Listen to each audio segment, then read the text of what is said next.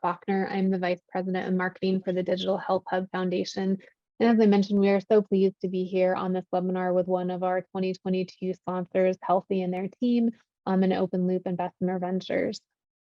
We are the Digital Health Foundation at the Worldwide Center of Healthcare Innovation.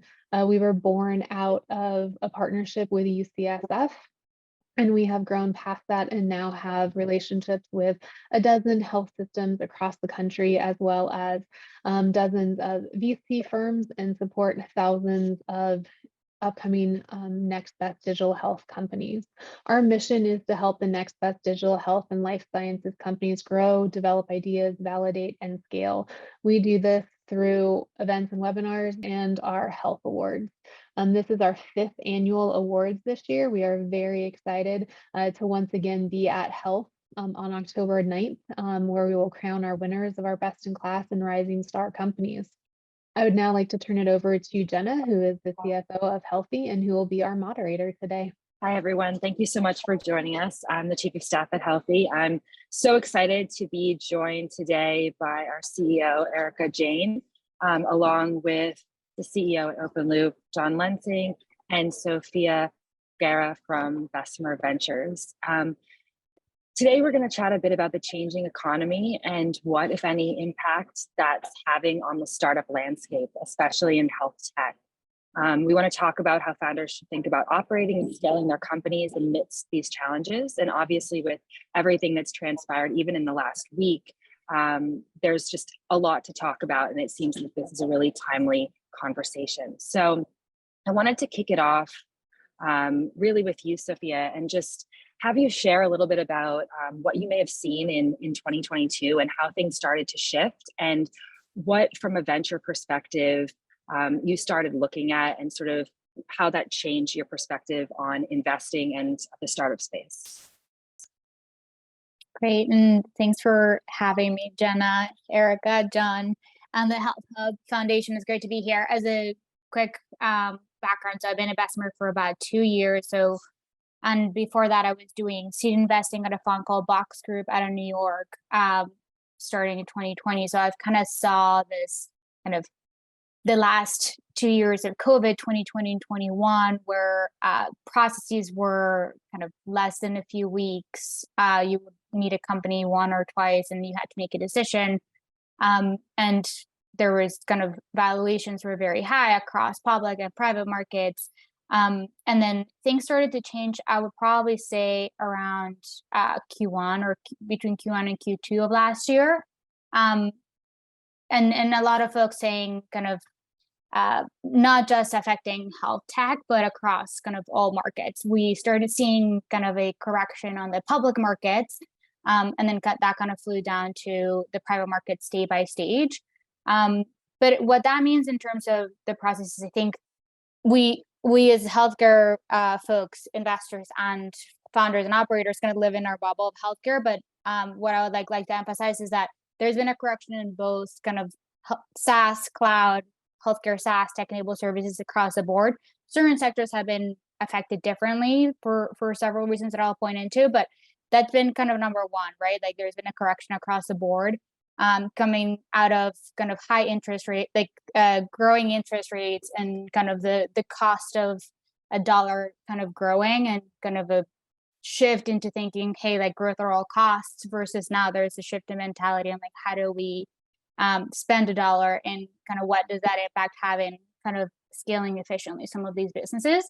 And for that reason, I think businesses within healthcare that tend to be more or less efficient by nature, like scaling in healthcare is harder. There's been kind of more of an emphasis, or potentially hitting some of those sectors a little bit more. So tech-enabled services or perhaps value-based care businesses have seen kind of a contraction further there. But all that goes to say that I feel like we're not at the peak of 2020 or 2021, but I think that we're still kind of at a high level, higher than what we were in 2019. So I think that the overall as a sector, healthcare and innovation continues to grow in importance. So for Erica and John, you both raised rounds last year. Can you talk about that process and anything that you noticed going through that? Yeah, I guess I'll go first, and then I'm really excited to hear what John has to say about his experience as well. So Healthy has what in many ways is an atypical story relative to traditional or many venture-backed healthcare companies. We were actually profitable for 5 years for between our seed and Series A, and so we didn't raise for a long time. We raised in Q1 last year for a variety of reasons that I'm happy to get into, but we raised before there was that quote market correction or things changed. So we were highly untrendy. Like I had so many investors come to us and say, why didn't you grow at all costs? Why didn't you burn more money? And they passed on us for that reason. The ones that bought into our story and loved our story gave us term sheets. So we ended up having multiple term sheets and it was a great process. But part of it is, find investors that believe in your long-term vision. And part of it is that the tide changes and we're just in like a different cycle than we were between, 2019 and 2021. And so it's interesting to see that that's just kind of part of the tide and the narrative. And in terms of the process and what we noticed, I still think it's many of the same fundamentals. Venture capital will back good businesses that deserve to have and need to have venture capital funds. I also do believe and see this across the founders that we work with every single day. You don't have to be a venture capital backed business in order to be a very big, good, and meaningful business. And I think the worst thing that founders can do is raise capital and then not know what to do with it, make mistakes with their capital allocation, be forced to enter the venture capital treadmill and not necessarily need that because it just sets you up for a level of expectations. All that to say, venture capital can be great and amazing. You just want to make sure you're taking it for the right reasons and at the right time in your company. We've raised a few different rounds. We did like a pre-seed, seed, like a Series A, a Series B. So our last round, we ended up closing or wrapping up around November, December. So just a few months ago. Sophia and her team actually bowed out of our round. No hard feelings though, but she did on our side too, John. We're good. Yeah, we're great friends. I hope that matters more. Yeah. But I think it really starts off with a good foundation, like Erica just mentioned. For us, we've always been conservative in our valuations, so we never opted to take these astronomical multiples by any means. So we've always targeted somewhere between like 10 to 15x, knowing where we could actually realistically end up in 6 to 12 months from that raise date. So I never wanted to give us such a lofty valuation that I knew we couldn't grow into. So that being said, it set us up very well to raise successful future rounds because we then demonstrated the growth and traction that we needed to achieve a higher valuation at any subsequent round. So we've always had that mindset, even when the getting was good during the kind of pandemic era for a lot of these telehealth and digital health companies. We still opted for that more conservative valuation. So we did the exact same approach in November. We still got a great multiple that we went along, but foundationally and fundamentally, if you want to build a successful company in the midst of a recession, or if it's in the midst of kind of the golden era, traction always wins out. Put numbers up on the board. It's not about PR. It's not about getting caught up in that founder story.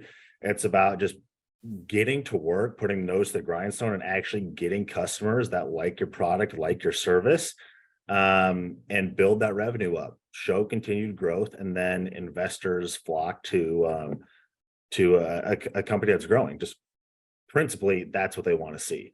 You used to be able to raise on a narrative and a moonshot idea 2 years ago without any traction, and now they're just going to require some of it. Those are all foundational principles that should have been instilled since day one, but investments kind of got off track the past couple of years. I want to quickly emphasize 2 points that one that each of you gave.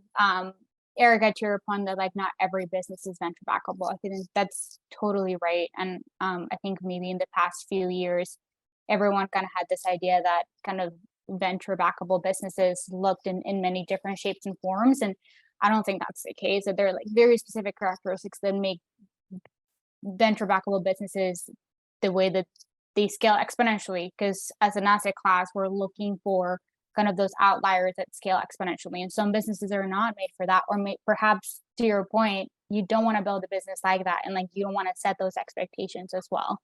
And there's obviously a lot more other metrics that, and how I think about kind of how you reach that scalability. And then John, to your point on kind of traction and metrics kind of always lead in an investment. I think that's totally right. And I feel like given kind of the shorter timeframes for a lot of these processes and kind of a bunch of the hype and honestly dollars that were flowing around, investors weren't paying as much attention to that. But I think there's like an overemphasis now on kind of what are some of those lagging indicators of performance. And I've been writing a bunch of that and thinking about how do we become more quantitative in the world of healthcare, depending on your business model, to think about what are the right metrics to track or that investors think about in terms of milestones for your different fundraising processes. Because those will be very different if you're a Series A company and a B versus if you're a Series C company. Obviously, if you're a seed company, that matters much less because there's no really data to look into, and or like the numbers are way too small, so we don't really we focus a lot more on the qualitative stuff. But I can share a little bit more on kind of some of the metrics that we've been seeing and thinking about to start to think about in a more quantitative way. Amazing. So I want to sort of probe both John and Erica here for a minute, because obviously both of you are, very successful and have done really well so far. But I think that failure often teaches us more than success does. Can you both share a little bit about maybe some of the failures or one key failure that you may have had to date that has helped you grow as a leader, has helped your company grow, has maybe changed the way that you have thought about scaling and operating? We have made so many mistakes at Healthie, and it is a totally normal, good thing that should be celebrated and that we have learned so much from over the years. To get specific, we made, especially in the earlier days, and Jenna, you tell me all the mistakes we make on a day-to-day basis still. We were finding an insane level of success with the first version of our product, which was a practice management platform for dietitians. And we were the first EMR to really go out there in this highly underserved market. And I remember the early days, like we would talk to dietitians, Kevin would build a feature overnight, we'd release it, it would work, and we got more and more. And you look at those early numbers and it's storybook. Behind the scenes though, we realized we were just accumulating so much tech debt, and the product would be buggy, but it would work, but it would have, nitty gritty detailed bugs when you had like thousands and thousands and thousands of people using it at a very fast pace. So we actually, and at the same time, we, had raised a little bit of money, we're hiring on sales and marketing, we're feeling really, really, really good. And then one day we not even one day, but over the course of that period, we just realized like that was not tenable. And so we had to make the really tough decision of cutting sales and marketing spend and spending the next year and a half just like rebuilding our entire tech stack from the ground up. But let me talk to you about the timing of this. It was 2017, 2018. We were much, much, much smaller as a company, and we were effectively given the time and space to learn and rebuild. And so what that has given us today is what we see as Healthie, an API first EMR engagement and scheduling platform for digital healthcare. But we made a lot of early mistakes and we're given that time and space to fail. And I think that it's really important for founders to really be open to failure, learning from mistakes and realizing that it's okay.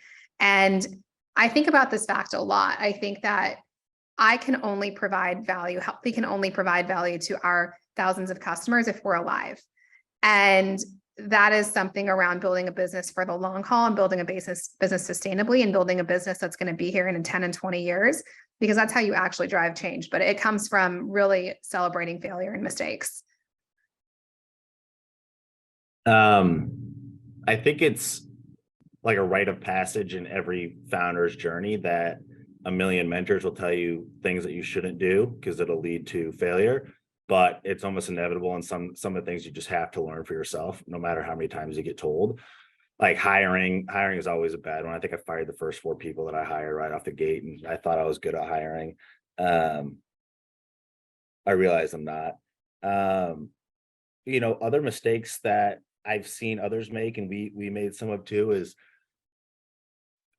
as a founder, you want to build a product or solution that you feel like you own in its entirety, whereas people have already maybe solved certain portions of your operation for you. And so it's perfectly fine and suitable to use off-the-shelf solutions.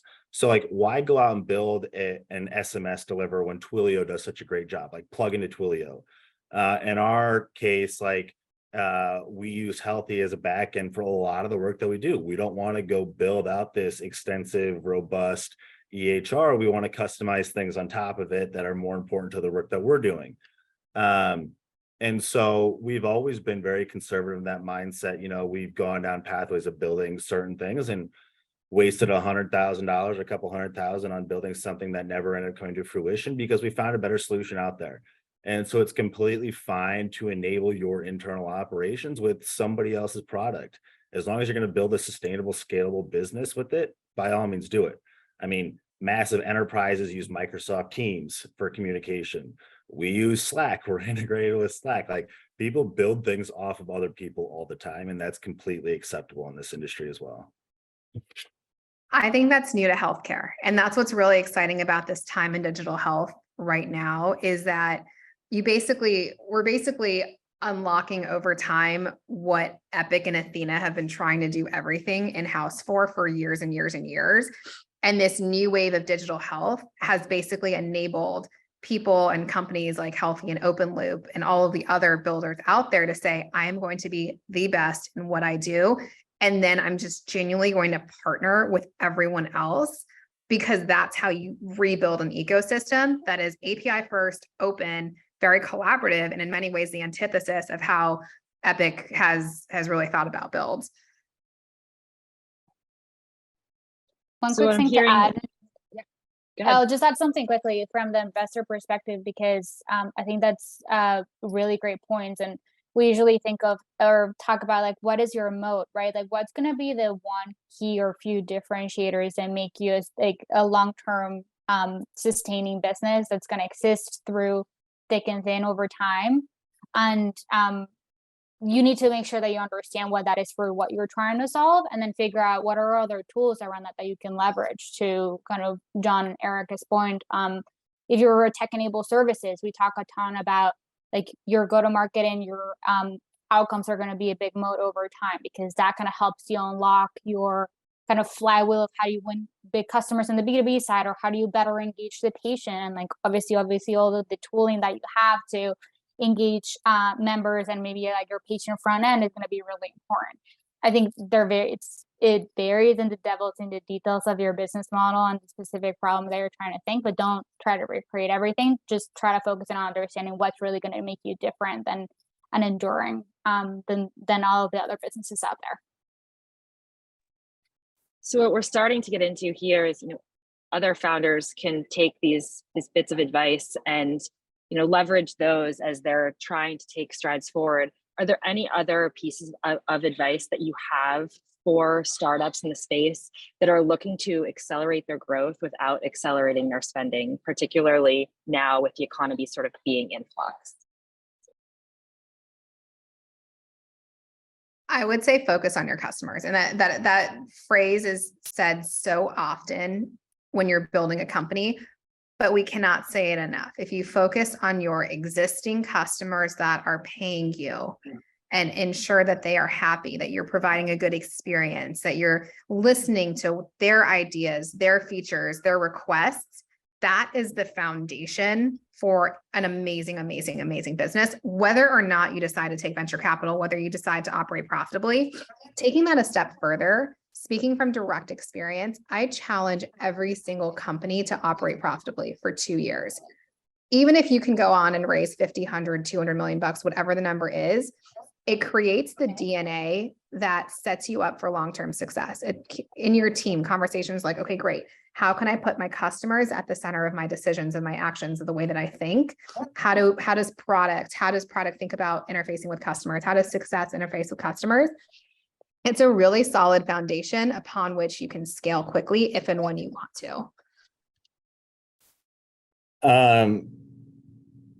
I heard a quote one time, and somebody said it's easier to pass 10 cars in a rainstorm or snowstorm than it is in broad daylight and sunshine.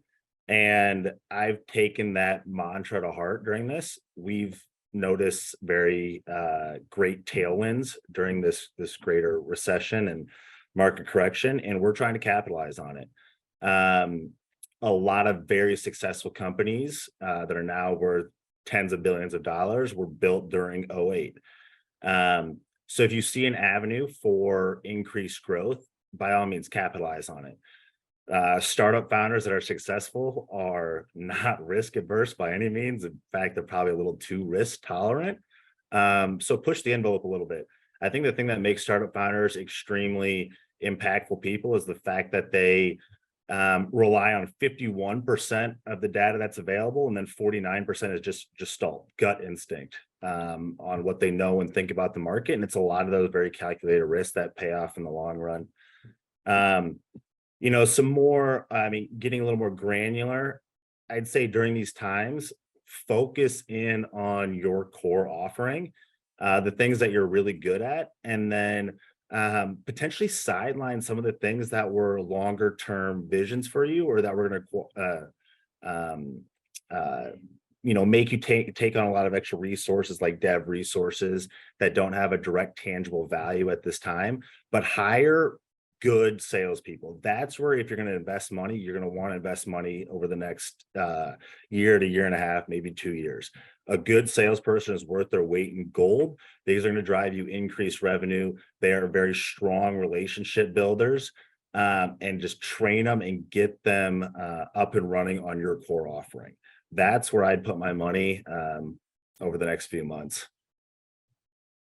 I'll quickly just add, like, be obsessed with measuring both inputs and outputs for your business. To Erica's point on be obsessed with the customer, measure what those outcomes are for the patient, measure what those outcomes are for the person who's paying, which normally doesn't always align in healthcare. So if it's a B2B2C business, or if it's a B2B, like, what is the outcome that they are getting, or their return on investment for working with you, and then increasing that by making those relationships incredibly sticky because they're very happy customers. And then measuring all of the investments that you're making in your business and what output or outcomes come from that. So by that, I think, like, leading indicators specifically for your business, as well as kind of financial and operational metrics, to really understand, kind of to the point that we were making on, like failing is absolutely normal, and that you're learning from that. But how do you learn to fail fast, and how do you quantify what are some of what's driving some of the changes in the business? So be very focused on measuring numbers. But I'm very biased because I'm a very analytical person. So I don't know if anyone disagrees with me. So as we sort of look ahead, I'd love to hear your thoughts on what impact do you think this past year or this year will have on the startup landscape, especially in health tech. Do you think it's going to be a positive impact? Do you think it's going to be a negative impact? Do you think there's not going to be an impact? I can get started. I think that there's going to be a positive impact overall of this kind of focus on efficiency and scalability of businesses, and kind of re-emphasizing the importance of outcomes in our industry is very, very important. I mean, if you look back at, I guess, the last few recessions, a lot of folks say, like, the best businesses are born out of this circumstances. And to give you a few examples, I was like looking up just in some work around this, but Viva was started in 2007. Doximity was started, I think, in 2010, I believe. Livongo was started in 2008. So a lot of great businesses were all born around the 2008 recession. And that's because of this emphasis, right, of really focusing on creating more with less. and like really thinking about, okay, what are all the different cogs of the wheel, and like how is your machine and your business working, and then making and optimizing that from the core and then outwards from that. I think this is going to provide a very interesting twist to digital health, and just the tech sector as a greater whole.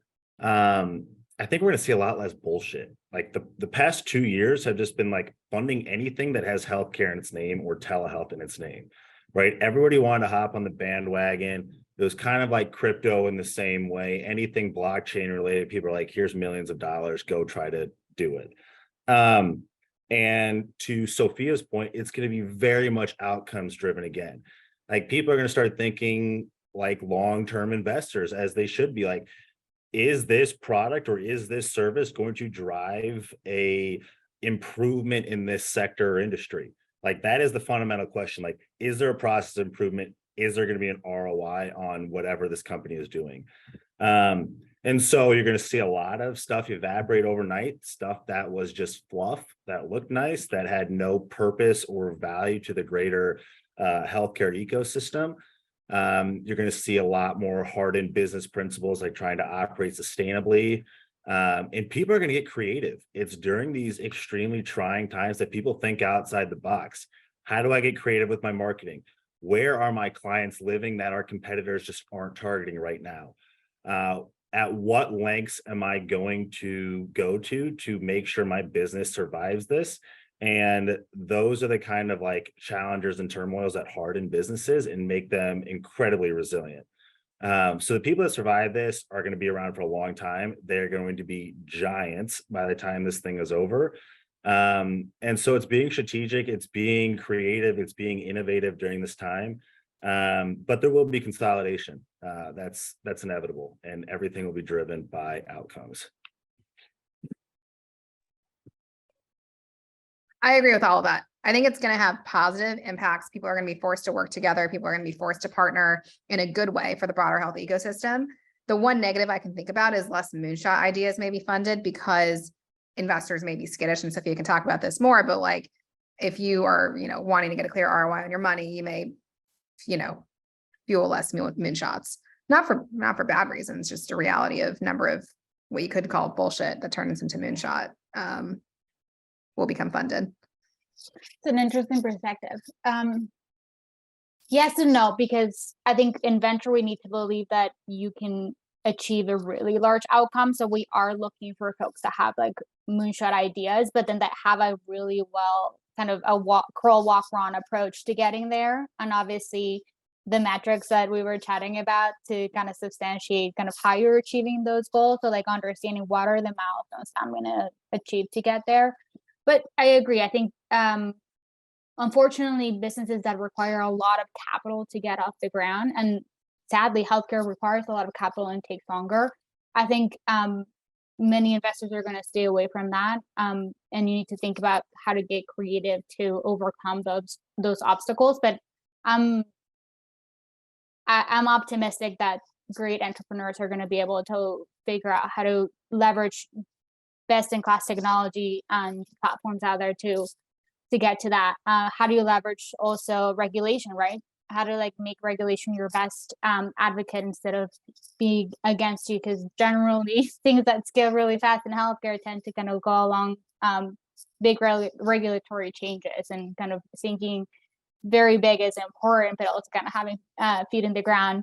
So what John was saying, like founders are very take a lot of risks, and we love that. I mean, obviously that's part of the nature of my job as an investor, but also the best entrepreneurs know how to de-risk a decision, right? Thinking about what are all those steps to kind of reduce part of that risk over time is really important. Do you think that this is going to make it more difficult for first-time founders, Sophia, to get the investments that they're looking for? I think that it is easier for second-time founders to raise in any market.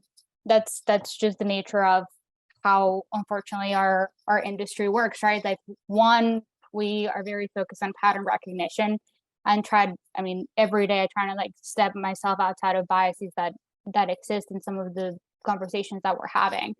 But I think that there are ways in which like a first-time founder can point to in as part of their career and how they've been able to kind of achieve and kind of be an outlier in everything that they've been able to do.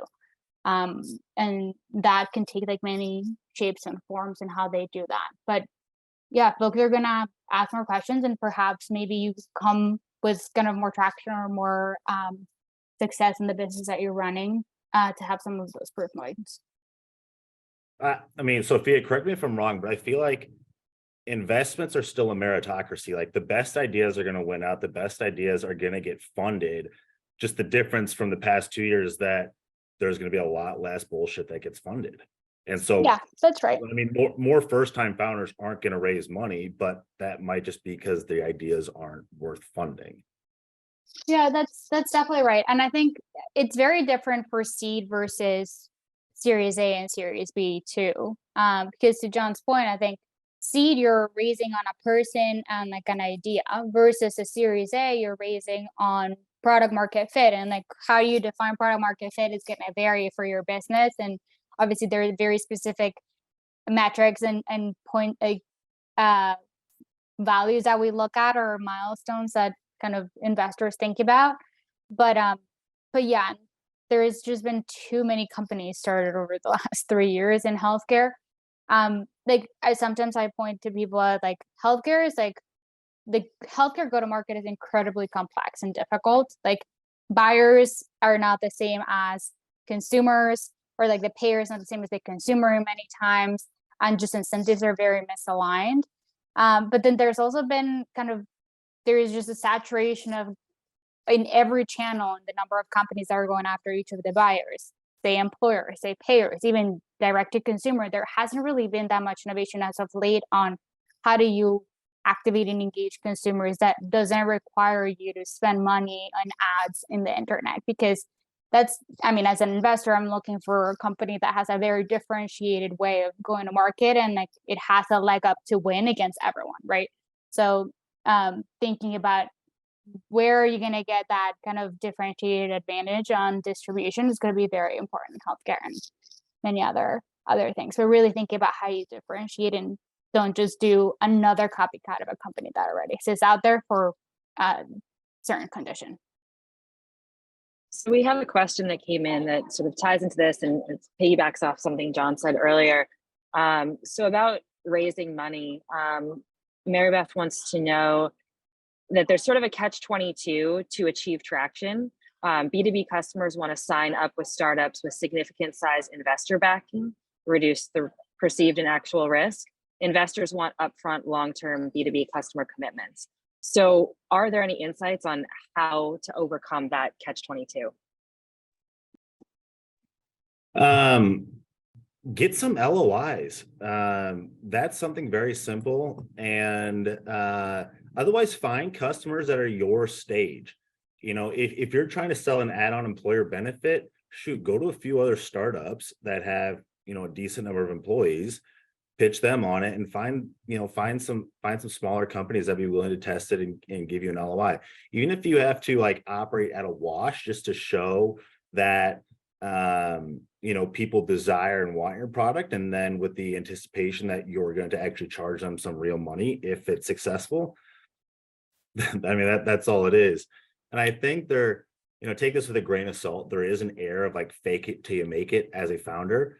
And you have to have that. It's a very fine line, because you don't want to like promise the entire world and deliver this very tiny portion and just have bad customer reviews. But get that first client, fake it till you make it a little bit, and then grind like hell to actually deliver for that client. Like treat them as if they're like your frail old mother and you are going to care for them the best way that you know how. And then I think somebody just asked another part of that. Best contact at a healthcare system request on all the way from. That is completely dependent on your business. I mean, if you're trying to do like nurse staffing, then probably the nurse manager in conjunction with the CFO and CMO. And if you're selling a tech solution, then it's probably the chief informatics officer with the CFO. I mean, that varies wildly depending on what your business or service line is. One There quick are thing to always going to be early. Oh, go for it, Sophia. no, go for it. There are always going to be those early adopters that are totally fine with you being an early stage company, because they're going to view it as, hey, you know what? Great people, great mission. Depending on the type of company you're at, like willing to give it a shot. And that's where, as John mentions, you like take that relationship and you run with it. You make sure you're delivering, you're over delivering. You are jumping on every single call with that person, getting their every piece of feedback on the product. And in parallel, you were just building it. And that's just the way to get off the ground. And if I put myself in Sophia's shoes, if you see that in a founder, that is real hustle. That is dedication. That is commitment. That is not excuses. And like those are the indications that you're going to be a really strong founder in my book. Totally. I think your point, early adopters, is important, and it goes back to what is the problem that you're solving for that customer, and then who in kind of the world of potential customers for you, who has a really acute pain that you're trying like to solve that problem with your solution. And unfortunately, in a recession, folks are kind of more worried about spending capital. So what is in it for them, right? And unfortunately, we talk about you're selling to health systems, tend to like focus on kind of revenue generating solutions because that's kind of priority number one, given obviously how crunched they are in terms of capital. Or staffing is a really big problem, and retention. So like are you solving a top 1, 2, 3 priorities for your customer? Is either the health systems, the payers, pharma, or even the customer, right? Or a patient. And if not, then you're gonna have a really slug of a go-to-market early and later as well. So like very focused as like tracking the problem or the case is because you're solving a problem that is really big, a pain point for them. And I think in the midst of a recession like this, you have to make sure that your product is a true painkiller. You want to deliver Tylenol rather than like a B vitamin. Like it actually has to solve a problem and not just like make somebody's life incrementally better, especially now, because obviously the people and the businesses that you guys are selling to, they're cash crunch. They're watching their bottom line like a hawk, and they need something that's going to dramatically change their lives for the better, obviously, if they're going to put money into it. And then I think just one more point is like at those very early stages, as a founder, you need to do anything possible you can to acquire clients. When we first started, we were selling directly into health systems. You know, I got a list of all the addresses of every single hospital within the state of Iowa where we're located, and I drove to every single one. And I walked in the secretary, I tried to get meetings right in there. Like this, sometimes even in the middle of COVID, I was getting them done. But you push as hard as you can. I mean, at any length. I was dialing up the operators at every hospital, asking for a specific person in charge of like physician recruitment, which then got me in touch with the correct person, and then I could get my meeting booked. But it's the kind of founders who are willing just to push the envelope to, by any means, get to the people that they need to get to. One quick addition on obviously the painkiller and vitamin. I think that's a great point. Another thing is in healthcare, because it's such a complex, there's so many stakeholders and steps in the process and how we care and deliver access and deliver care. Attribution is really important. So thinking about what is that you're doing, and then how is your customer going to attribute kind of outcome or what you're providing to them to you? Is it, if you're attributing savings and kind of clinical improvement, what is it? How are you going to like separate what you did for that customer versus what other 10 solutions around them did? And where do you fall in kind of that chain of how folks are engaging in a process to like get that attribution? Because that's going to be important to show, especially in the recession, that you're moving the needle in a positive way for that customer, likely like very quickly, probably within, I mean, I would say like with less than 12 months, you can actually show improvements, and then they can renew and kind of grow with your business over time. So I've got one more question before we move to some of the questions that have come in. Do you think that we're ever going to see a return to the days of massive venture-backed seed and Series A rounds with huge valuations? Or do you think that this sort of regulation of everything was really overdue and that it will never happen again? We are 100% going to see these booms again. This is the cycle, right? It's like, and people have short-term memories, but give it like 5, 7, 10 years. Absolutely. 100%. History repeats itself over and over and over again. This has happened many times. And investors get trigger happy. They dump a lot of money in, the sector inflates, and then there's inevitable crash. It's just, I mean, look back in the past 100 years, it's happened like 4 or 5 times since then. It's very correlated to macro environment. So interest rates rising just increases the cost of capital. So folks are like questioning more where they're investing their money. Is it going to be venture capital? Is it going to be in other asset classes? And then what type of returns and in what time frame you're expecting to get that? So it's very correlated to that. I'm sure that there's booms and bursts in different cycles. The other thing in healthcare specifically that's really important is for us to believe that we can get very big outcomes as an investor for exits.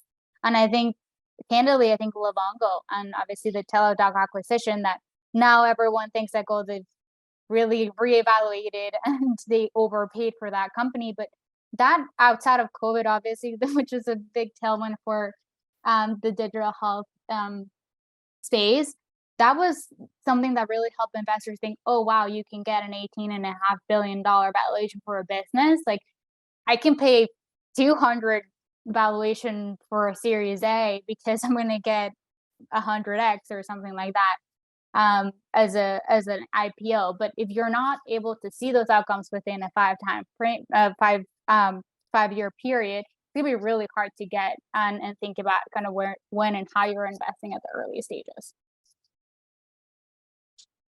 Thank you. So got a few questions that have come in, and feel free, if you're still watching, you have questions, to drop them in the chat so that we can get them answered. Are there any areas of digital health that you think are oversaturated at this point? I personally think relative to the size of the problem that people are tackling, no area of digital health is oversaturated. API first EMR platforms included in that list, because we are overall displacing a multi-trillion-dollar industry that is overdue for innovation. So yes, even if there are, 15 companies in women's health, postpartum care, double clicking on X, Y, and Z, the market is big enough for all of them to take a stab and succeed. And those will all be incredible companies. You could copy and paste that mindset to women's health, to MSK, to behavioral health. Like, the magnitude of these problems are so big, and until there is 100% coverage on each of them, I think we should all keep striving. I don't even like the premise of oversaturation. I mean, the age-old adage of just build a better mousetrap comes into play here. Exactly. I mean, no matter what, if you can improve upon some pre-existing solution and it works better, it's more efficient, it's more cost-effective, you're going to win. So I don't really think there's ever a category of oversaturation. There's no problem that hasn't ever been solved in some sort of facet. There's just better ways to keep solving that same problem. I agree with a caveat is I think that there is oversaturation of not differentiation in terms of models. So I agree, Erica, like their maternal health and outcomes, poor outcomes in maternal health are obviously evident. We've discussed this at length in multiple times, you and I. But I think that the way your model is set, it needs to be different, right? Like, what's going to give you a disproportionate advantage at winning in a space? To John's point of like, how are you aligning all of the incentives and working with regulation to really address a problem, and then figuring out like who's going to pay for that? Why is it a big pain point for them, and how are aligning those incentives to grow? That it needs to be improved, because I tend to hear a lot of the same pitches, just change category of kind of focus in telehealth. And unfortunately, I think folks have woken up to there really are not that many differentiated models. So if you can figure out what's going to give you that disproportionate advantage on the go-to-market and the problems that you're solving, that's where I think that there's still a ton of opportunity for sure. There's a question about handling HIPAA with scale. And she wants to know, was there a specific platform that you use to handle HIPAA with scale? Yeah, John and I can both take that.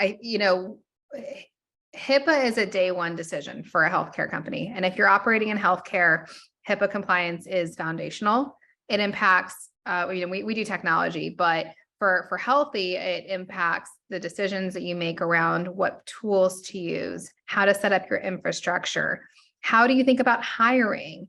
Can you hire US or international? Those are all implications for HIPAA that are day one decisions. And then taking that one level more further, you have to choose specific tools, or if that's what you're building, that are HIPAA compliant, which can come with the price tag, can come with a sales cycle. The reason why that's important is A, to protect client information, and B, if you're ever selling into a health system and payer, those vendor assessments are no joke, and you need to make sure that you can genuinely cross off and check off every single mark. So for Healthie, and how we've really approached that is, we're providing business critical, healthcare critical software. Security is at the foundation of what we do and how we do it. And we are able to support our organizations that sell to health systems and payers with that assurance that we're HIPAA and SOC 2 compliant. But in terms of how you approach it, you need to have the full checklist of activities. We use Vanta at Healthie as part of just checklisting our security and compliance. What's HIPAA? If you're going to build anything in healthcare, you might as well just do HIPAA.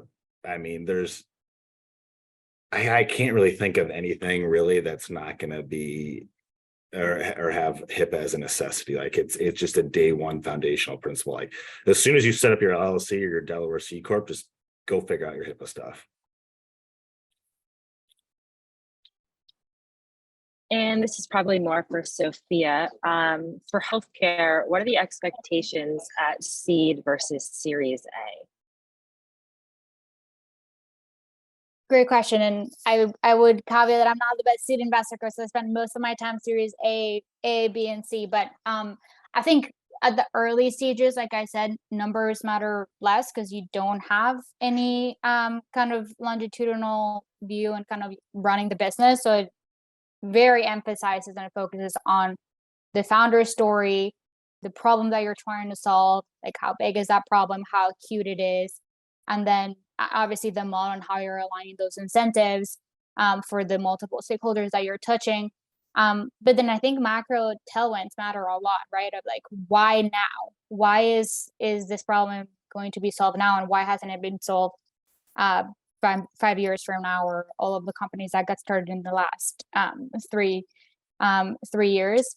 And let's see. So we talked about, and then obviously product, and that in healthcare that has to do with your model as well. And then as you move later stage for Series A and B, that's where values and metrics are going to matter a lot more.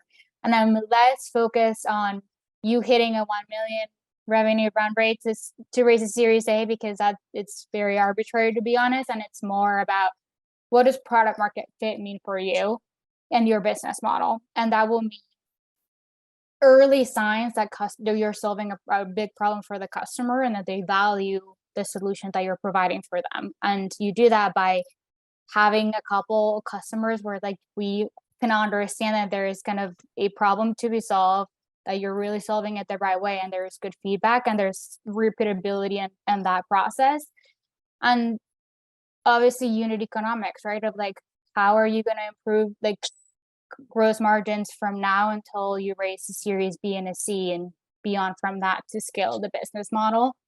And what are the outcomes that you've been able to show for the customers and the feedback from those customers that's going to really unlock kind of that flywheel effect from the go-to-market side as you kind of put more gas in the fire with the Series A and a Series B.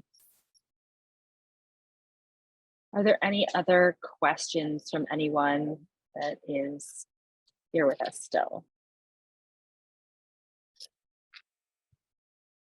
All right, so I have one last question for the panelists. I want hot takes on what you think the next big thing in digital healthcare is going to be.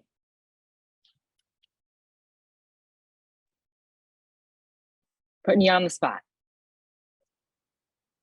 What's the next trend? I mean, everything is about convenience nowadays, right? People love their smartphones because you get instantaneous access to information. People are willing to pay $20 for a Starbucks, an already overpriced Starbucks drink, because it gets delivered to their work. Instacart delivers your groceries. Like Amazon Prime delivers everything else to your house. Like, there is just this massive push for convenience.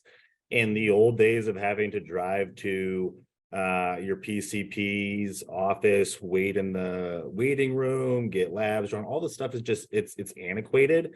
And so the first like iteration of that was doing doctors visits via Zoom. Now it's like telehealth phase 2.0. They call this more like comprehensive integrated solution. But telehealth phase 3, I think, is probably 5 to 6 years around the corner. And that's where 90+% of healthcare is done at the patient's home, virtually, right? It's connected components and devices, like an RPM stuff, where patients have to have very little buy-in on a daily basis in terms of their health. Like, you know, I used to have to step on a scale and then write down my weight every day if I wanted to track it. Now there's Bluetooth and Wi-Fi enabled. I just step on the scale and automatically uploads to my profile. Like, the easier it is for a patient to get to monitor and personalize their health data without having as much buy-in or mandatory steps they have to do on a daily basis, that's where this digital area is going to explode. And where preventative medicine that actually comes to the forefront and is actionable. And so I think, you know, all of this centralization around a patient at their place of convenience is where we're going to see the most innovation. I'm going to answer in a very probably what you would expect a VC to say at this point, but I think with GPT-4 being released today, I think it's been, obviously, if you've interacted with that platform as a consumer, just to get a story narrated or paragraphs written for a denials letter if you're a doctor, like, it's pretty magical technology. I think it's going to take longer to see some of the impacts in healthcare, but if we focus on some of the core pains that our system is experiencing, this supply demand imbalance and kind of supply constraints that we have in healthcare across multiple specialties, I think we can look at it in a very different lens of, we don't have enough people, and we can think about how do we leverage large language models and a bunch of the impact that AI is having in other sectors of the industry to really superpower everyone in the supply side of healthcare. Likely, we're going to see a bigger impact on kind of admin side at first, and how to automate certain processes that are redundant and candidly shouldn't have people as part of the loop, but we're still sending things over fax in healthcare. So how do we automate parts of that process before we superpower kind of the front end of healthcare and deliver care that way? I don't expect an AI to diagnose me probably anytime soon, and maybe not my children, but other things that could be automated, I think, on the admin side will be. I'm really excited about what Apple and Clear and the identity companies are doing with healthcare. This whole idea of healthcare in your wallet is fascinating, because if literally with the ease of paying for something with Apple Pay, you can share your entire medical history with someone, share all of your intake information, genuinely get rid of the kiosks or the paper online intake forms. That is really, really game-changing, and basically puts like your health information in your pocket in a way that will open doors and remove walls for healthcare delivery. And it's a very consumer first version of healthcare delivery, but I think the needed direction.